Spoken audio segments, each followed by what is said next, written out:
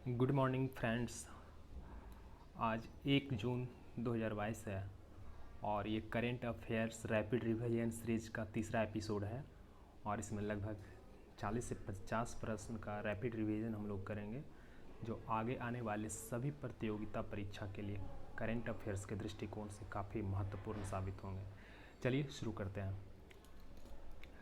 21 जून को 8वां योग दिवस मनाया जाएगा मैसूर में और इसका थीम होगा योगा फॉर ह्यूमैनिटी। योगा दिवस मनाने का संकल्प जो है प्रधानमंत्री जी जब प्रधानमंत्री बने थे 2014 में, उसी समय ये शुरुआत किए थे, लेकिन 2015 से पहला योगा दिवस मनाया गया था। और इस बार का मुख्य कार्यक्रम जो होगा ग्लोबल चेन आधारित होगा, ग्लोबल चेन के रूप में आधारित होगा। ग्लोबल चेन का मतलब ये होता है कि भारत के जितने भी सारे देशों में एम्बेसी है या वहाँ राजदूत रहते हैं, जहाँ जहाँ भी हैं पूरे वर्ल्ड में, जैसे जापान में सबसे पहले सूरज का उदय होता है तो सबसे पहले योगा दिवस जापान में मनाया जाएगा। उसके बाद जैसे जैसे दिन ढलेगा फिर वियतनाम में मनाया जाएगा, फिर कंबोडिया में मनाया जाएगा, फिर लाओस में मनाया जाएगा, फिर म्यांमार में मनाया जाएगा, बांग्लादेश में मनाया जाएगा, फिर इंडिया आएगा।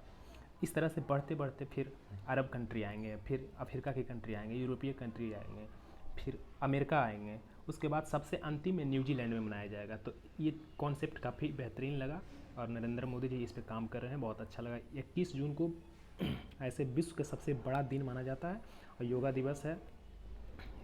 ये योगा दिवस काफ़ी महत्वपूर्ण हो जाते हैं। प्रधानमंत्री खुद इसमें पार्टिसिपेट करेंगे जो मैसूर में मुख्य कार्यक्रम होगा इसका। दूसरा, नैनो यूरिया काफ़ी चर्चा में रहा है और संयंत्र शुरुआत किया गया कलोल, गुजरात में। ये तरल यूरिया होता है। यूरिया भारत में उत्पादन बहुत कम होता है और भारत सरकार विदेशों से यूरिया खरीद के भारतीय किसानों को सब्सिडी के रूप में देते हैं सस्ता दामों पे। लेकिन भारत के इफ़को के वैज्ञानिकों ने एक ऐसा तरल यूरिया बनाए हैं जो कि काफ़ी कम मात्रा में, जैसे एक बॉटल में अगर 500 ml यूरिया है तो लगभग 1 हेक्टेयर खेत के लिए वो काफ़ी महत्वपूर्ण हो जाते हैं, काफ़ी सफिशियंट है। तो ये काफ़ी बहुत बड़ी खोज कहा जा सकता है नैनो यूरिया।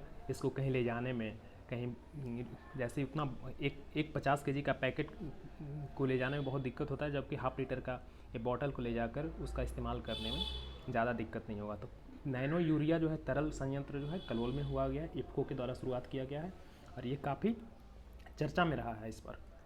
गुजरात के अहमदाबाद में 632 करोड़ रुपये की लागत से बनेगा ओलंपिक स्तरीय स्पोर्ट्स कॉम्प्लेक्स। अगर किसी भी देश में ओलंपिक होता है तो हाँ, स्विमिंग पूल होनी चाहिए, बैडमिंटन कोर्ट होने चाहिए, कुश्ती के लिए जो अखाड़ा होता है वो होनी चाहिए विश्व स्तरीय, तभी आपको जाके अंतर्राष्ट्रीय ओलंपिक कमेटी जो है किसी भी खेल की मेज़बानी सौंपती है। तो अहमदाबाद में 632 करोड़ रुपये की लागत से बनेगा ओलंपिक स्तरीय स्पोर्ट्स कॉम्प्लेक्स, जहाँ पे सारे खेलों के लिए सुविधा उपलब्ध कराया जाएगा। ये क्वेश्चन इंपॉर्टेंट हो जाता है क्योंकि राष्ट्रपति महोदय जी ने उज्जैन में अखिल भारतीय आयुर्वेद महासम्मेलन के 59वें सम्मेलन का उद्घाटन किए। क्वेश्चन सीधा सीधे पूछेगा वनडे एग्जामिनेशन में कि अखिल भारतीय आयुर्वेद महासम्मेलन का आयोजन कहाँ हुआ? उज्जैन में हुआ, 59वां सम्मेलन था। पीएम केयर्स फॉर स्कॉलरशिप की शुरुआत जो है 30 मई 2022 को हुआ है। 30 मई 2022 को पीएम केयर्स की शुरुआत की गई है और इसका इम्पोर्टेंट फैक्ट्स ये है कि इसमें 11/3/2020 से 28/2/2022 के बीच में जिन बच्चों के माता पिता कोरोना महामारी के दौरान खो गए हैं, वो बच्चों को ये स्कॉलरशिप मिलेगा। इसमें प्रति महीना 4,000 रुपये मिलेंगे हर बच्चे को, 4,000, और 23 वर्ष की उम्र पूरा करने पर 10 लाख रुपया उनको किसी भी रोज़गार करने के लिए मिलेंगे या कोई बिजनेस करने के लिए 23 साल की उम्र पूरा होने तक। उस दौरान 23 वर्ष की आयु पूरा करने तक अगर कोई बच्चा को अगर कोई बीमारी हो जाती है तो प्रत्येक वर्ष 5 लाख रुपया हेल्थ इंश्योरेंस भी इसमें दिया जाता है। काफ़ी इंपॉर्टेंट पहल है ये। पीएम केयर्स फॉर स्कॉलरशिप की शुरुआत 30 मई 2022 को शुरुआत किया गया प्रधानमंत्री जी के द्वारा। 34 साल बाद आईएनएस गोमती नौसेना से सेवा मुक्त कर दिया गया। पूछा जाएगा क्वेश्चन कि नौसेना से किस जहाज़ को सेवा मुक्त किया गया, तो गोमती को किया गया है। तंबाकू नियंत्रण के लिए झारखंड को मिलेगा विश्व तंबाकू निषेध दिवस पुरस्कार 2022 में। झारखंड राज्य को मिलेगा तंबाकू निषेध दिवस पुरस्कार 2022 को। 31 मई को तंबाकू दिवस मनाया जाता है।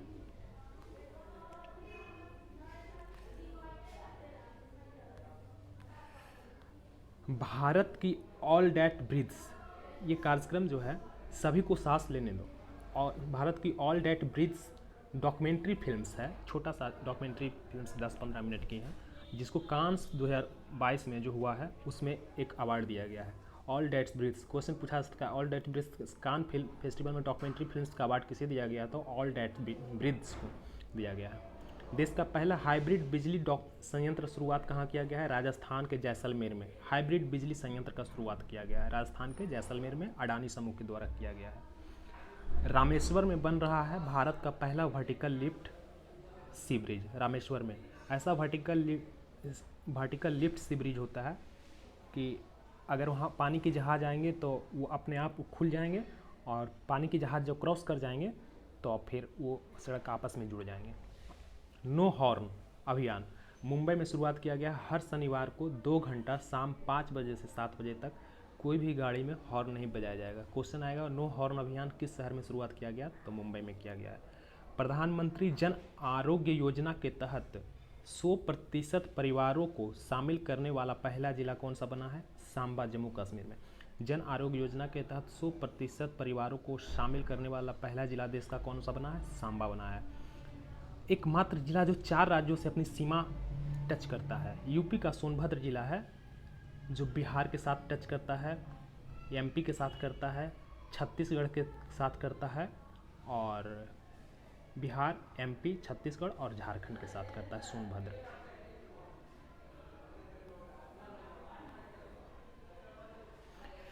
राष्ट्रीय अनुसूचित जाति आयोग के अध्यक्ष विजय सांपला बने हैं। अंतर्राष्ट्रीय नृत्य दिवस 29 अप्रैल को मनाया जाता है। वैक्यूम आधारित सीवर सिस्टम वाला पहला शहर आगरा बना है। आगरा इसलिए बना है क्योंकि वहाँ अगर नाला जो होते हैं, नालों को खुला छोड़ देंगे तो वहाँ विदेशी पर्यटक काफ़ी अट्रैक्टिव होते हैं। ताजमहल के कारण बहुत सारे विदेशी आते हैं और देखेंगे तो उनके मन में एक हीन भावना उत्पन्न हो जाएंगे। इसलिए सरकार वहाँ ऐसा व्यवस्था किया है कि अंदर ही अंदर सारा वैक्यूम आधारित सीवर प्लांट बनाया गया है। आगरा बहुत ही इसके लिए अच्छा काम किया है, आगरा शहर। इंडियन बिल्डिंग कांग्रेस में बेस्ट इंफ्रास्ट्रक्चर प्रोजेक्ट के तहत पुरस्कार दिया गया है अटल सुरंग को। इंडियन बिल्डिंग कांग्रेस में बेस्ट इंफ्रास्ट्रक्चर प्रोजेक्ट पुरस्कार अटल सुरंग को दिया गया है। स्वदेशी नेविगेशन प्रणाली गगन का उपयोग करके इंडिगो एयरलाइंस पहली बार सफलतापूर्वक लैंड कराया गया। नेविगेशन प्रणाली क्या होता है? नेविगेशन प्रणाली जिस तरह से हमारे मोबाइल में जीपीएस सिस्टम है, ये एक नेविगेशन प्रणाली है जो कि अमेरिका के द्वारा संचालित होता है। तो भारत सरकार के द्वारा एक स्वदेशी नेविगेशन प्रणाली शुरुआत किया गया जिसका नाम गगन है। इसके माध्यम से एरोप्लेन को लैंड कराया गया इंडिगो एयरलाइंस को। ऐसे स्वदेशी नेविगेशन सिस्टम का एक और नाम है जो नाविक के नाम से जाना जाता है। ये भी भारत सरकार यूज़ करते हैं, सेना के द्वारा यूज किया जाता है। थल सेना के उप प्रमुख BS राजू बने हैं।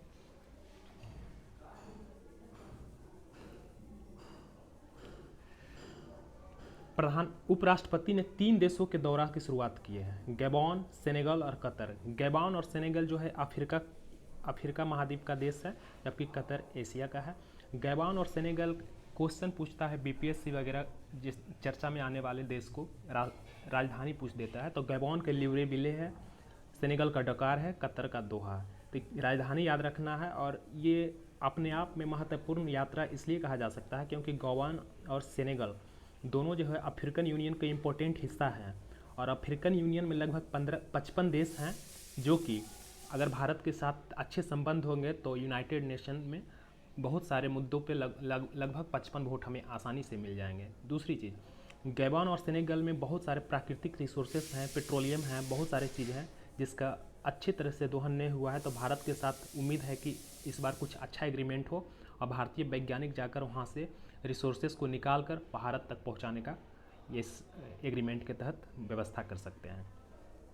बिहार के शिक्षा के क्षेत्र में उत्कृष्ट काम करने पर आयुषी सिंह और राजहंस सिंह को मुंबई में राष्ट्रीय पुरस्कार नेशनल एजुकेशन एक्सीलेंस अवार्ड से नवाजा गया है। बिहार के BPSC, बिहार SSC के रिगार्डिंग में ये क्वेश्चन इंपॉर्टेंट हो जाता है। आयुषी सिंह और राजहंस सिंह को नेशनल एजुकेशन एक्सीलेंस अवार्ड दिया गया है। गोवा और हैदराबाद से होंगे 2 नए कार्डिनल। कार्डिनल का मतलब क्या होता है? कार्डिनल का मतलब ये होता है पोप से लाल हैट पाने वाले सदस्य। पोप जिस तरह से ईसाई धर्म में पोप धर्मगुरु के रूप में जाने जाते हैं, तो उनसे जो लाल हैट पाते हैं वो भी गुरु के ही श्रेणी में आते हैं। उनको एक विशिष्ट व्यक्ति के रूप में जाना जाता है, एक धर्मगुरु के रूप में जाना जाता है। जिस तरह से मुस्लिम में मौलवी होते हैं, हिंदू में पंडित जी होते हैं, तो उसी तरह से ईसाई धर्म में ऐसा माना जाता है। तो भारत से इस बार 2 नए व्यक्ति को कार्डिनल से सम्मानित किया जाएगा। पोप से लाल हैट पाने वाले सदस्य होंगे। कोरोना से अनाथ बच्चों को हर माह मिलेगी 4000 रुपये। प्रधानमंत्री मोदी जी के द्वारा शुरुआत किया गया था। 23 साल होने पर एक 10 लाख रुपये मिलेंगे। आयुष्मान भारत का हेल्थ कार्ड भी दिया जाएगा, जिसमें वर्ष में 5 लाख रुपये तक मुफ्त इलाज और कैशलेस करा सकते हैं। एक ही पोर्टल पर मिलेंगे 14 सरकारी स्कीमों के लोन। 14 सरकारी स्कीमों के लोन मिलेंगे। वित्त मंत्रालय ने जन समर्थ पोर्टल शुरुआत किया गया वित्त मंत्रालय के द्वारा। 6 जून से शुरुआत होगा इसका। वित्त मंत्रालय के द्वारा शुरुआत किया गया 14 सरकारी स्कीमों एक पोर्टल पर मिलेगा। उस पोर्टल का नाम है जन समर्थ पोर्टल। याद रखिएगा, वित्त मंत्रालय शुरू किया है। प्रधानमंत्री रोजगार सृजन कार्यक्रम की अवधि अब 2026 तक बढ़ाने की मंजूरी सरकार ने दे दी है। प्रधानमंत्री रोजगार सृजन कार्यक्रम की अवधि अब 2026 तक बढ़ गया है। इसमें 40 लाख रोजगार सृजन की उम्मीद की जा रही है। गुजरात डाक विभाग ने पहली बार ड्रोन से पहुंचाया पार्सल कच्छ जिला में। क्वेश्चन आएगा कि पहली बार ड्रोन का उपयोग डाक में कहाँ किया गया है, तो गुजरात में किया गया है।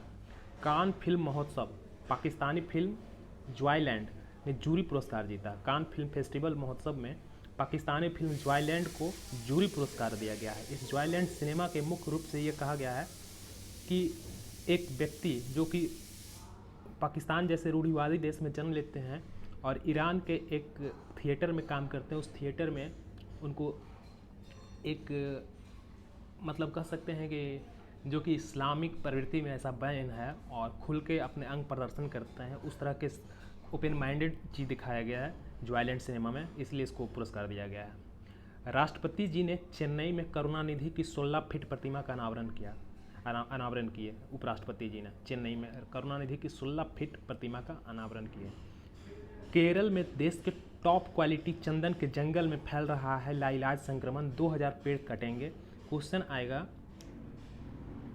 कि केरल में ऐसा क्या है कि जो 2000 पेड़ कटे जाएंगे, तो एक परजीवी संक्रमण है, सैंडल स्पाइक फैल गया है, जिससे टहनियाँ लगभग लंबाई कम होती जाती है।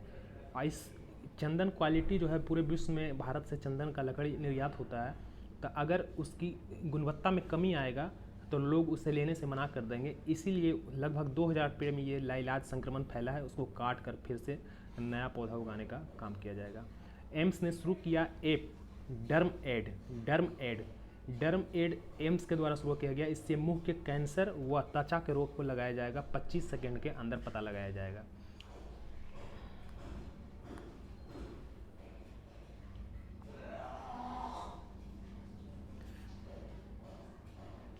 तमिलनाडु में रानीपेट काफ़ी चर्चा में रहा है और 3 घंटे में 186 मीट्रिक टन प्लास्टिक कचरा जुटाने का रिकॉर्ड बनाया है, जो कि 30,000 वॉलंटियर की मदद से शुरुआत किया गया है। 30,000 वॉलंटियर की मदद से तमिलनाडु में रानीपेट, बताइए आप लोग किस लिए चर्चा में है। रानीपेट जो है वहाँ पे बारूद का कारखाना है और भारत का सबसे बड़ा पटाखा निर्यात उत्पादन केंद्र यही है, जहाँ करीब 3 घंटे में 186.114 मीट्रिक टन प्लास्टिक का कचरा जुटाने का रिकॉर्ड बनाया गया है, जो कि वर्ल्ड रिकॉर्ड हो गया है 30,000 वॉलंटियर की मदद से। पटना के बाद पूर्णिया में लगेगा डॉपलर रडार का उपयोग इसलिए किया जाता है क्योंकि आंधी तूफान वर्षा का सही जानकारी मौसम विभाग को मिल सके, किसानों को जानकारी दी जा सके। तब मौसम और तापमान संबंधी जानकारी जुटाना और बंगाल की खाड़ी में चक्रवात से संबंधित नज़र रखने के लिए पटना के बाद पूर्णिया में भी डॉपलर रडार केंद्र लगाया गया है। बिहार में शिशु मृत्यु दर 2 अंक घटकर 27 हो गई। पहले 29 थी लेकिन अब 27 हो गई है। प्रति 1000 नवजात पर इसका गणना किया जाता है। सबसे अधिक एमपी में 43 बच्चा का मौत होता है। बिहार 8वें स्थान पे है। बाढ़ सुरक्षा सप्ताह 1 से 7 जून 2022 को मनाया जा रहा है। भारत का लगभग 17% क्षेत्र केवल बिहार राज्य में पीड़ित है। लोग 17% क्षेत्र बिहार राज्य का पीड़ित है बाढ़ से और लगभग 23% आबादी बिहार राज्य में बाढ़ से पीड़ित है। थैंक यू दोस्त, अच्छा लगेगा तो लाइक शेयर और सब्सक्राइब जरूर करें। Thank you.